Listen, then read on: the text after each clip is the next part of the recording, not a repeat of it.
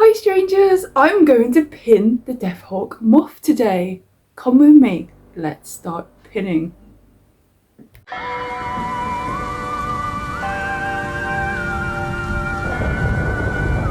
Hi strangers, today we are going to be doing something I've never done before. So if I'm doing this wrong and you're an expert, I apologise deeply. I wanted to try something I've never done before, and that is bug pinning.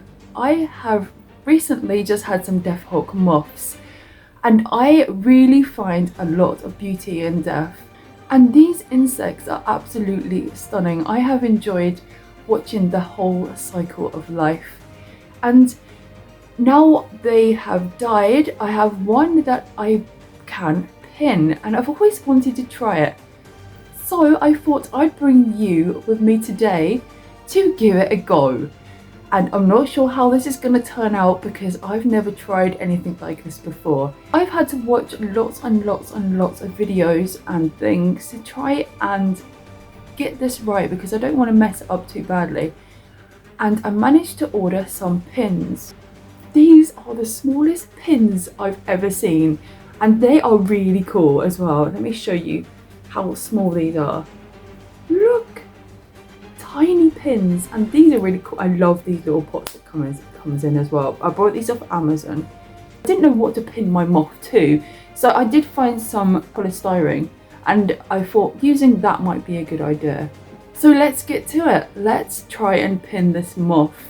So I'm starting by rehydrating the moth by using some hand sanitizer and putting it in some layers of kitchen roll.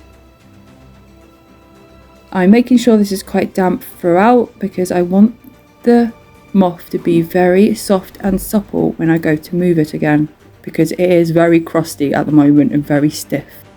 So I've been watching videos and some of them use polystyrene, so I had a bit laying around and I decided to try and use that as my pin board because I didn't have the funds to buy it at the time. So right, now back to get the moth.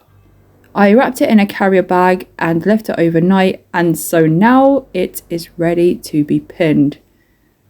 Isn't she beautiful? Okay, time to start with the pinning. So I have been looking at videos and they say always to start with one in the middle, right in the middle of the moth's body. And I decided to try and play with the legs here.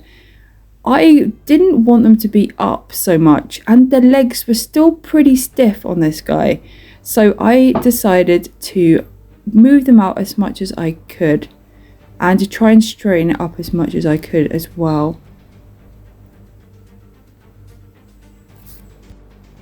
I found it quite difficult trying to keep it all still. I'm not sure whether if that's because of what I'm using to pin it on or just because maybe it wasn't quite as soft as it should be. But this is all, this is my first time and I'm learning. Okay, so I am taking the wing by the vein, they call it, in the wing. So I can put it up nice and straight, or as straight as I can.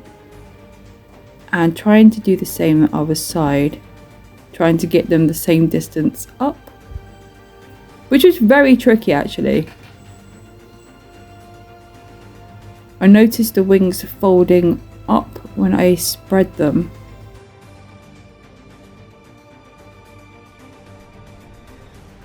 Next I started moving the bottom or underneath wings. And I decided I wanted these over the top of the other wings just because the other wings were more tatty and these ones seemed really perfect. I decided to put a pin in either side and try and make sure that it's both the same and at the same angles.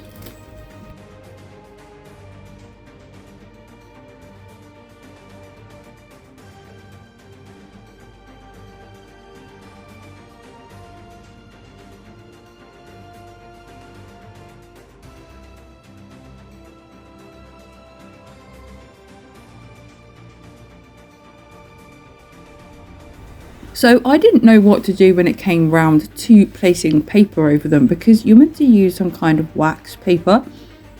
So Of course, being cheap like I am, I decided to get a candle, a tea light candle, and rub it on some paper to make my own wax paper.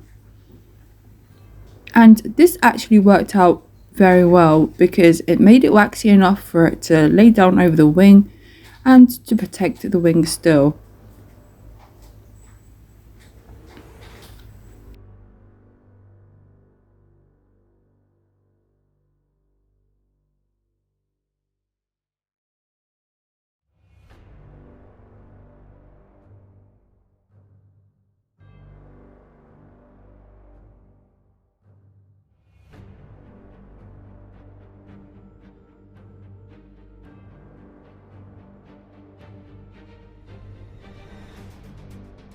Now I'm playing with the antennae and I'm trying to figure out what position I want them in. This bit was really fun as well.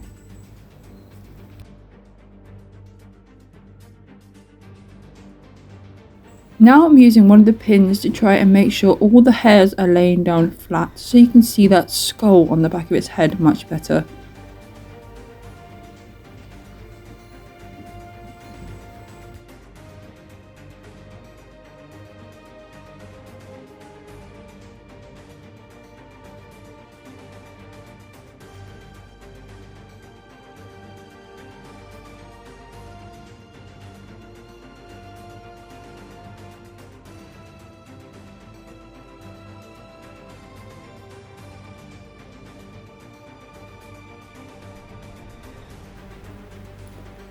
So this is my attempt. Yes, it's not as perfect as I would like, but this is my first time pinning, so I'm quite excited about it. I think I've done pretty well. I've messed up this side somehow, but this side looks really good. So I'm hoping once this is in a frame after it's dried, I think you have to leave it for 48 hours before you can take the pins out. And then we'll find out what it looks like afterwards. And I'm looking forward to putting this in a frame and putting it into my room. And I think it's beautiful. So yes, I had lots of fun doing that. I am tempted now to order a load of bugs to try this with. And I get really excited when it comes to things like this because it's something that you can play with and something you can use your imagination with, or something you can just have fun trying to get each part exactly right. So it's got lots of things you can do in this area of like pinning bugs and things. So I find it very exciting. And thank you so much for coming along and joining me in my journey of learning something new. And I hope you enjoyed it. Like I said, I find absolutely beauty in death. And I always love things like this. So if you're like me, you probably enjoyed this as well. I hope you did. Please don't forget, if you did enjoy this video, or you want to go back and see my moth journey and find out what happened to them and things like that, you can. My videos are here on my channel. Please don't forget to subscribe and push that notification button so you don't miss any of my videos. My videos are very different. They're not always the same. Sometimes I go shopping, sometimes I do decorating, sometimes I just randomly do things. And I hope you have a really lovely day today. And please don't forget, be weird, be yourself, and be different. Because otherwise, I'm sorry to tell you, but you're just absolutely, totally boring.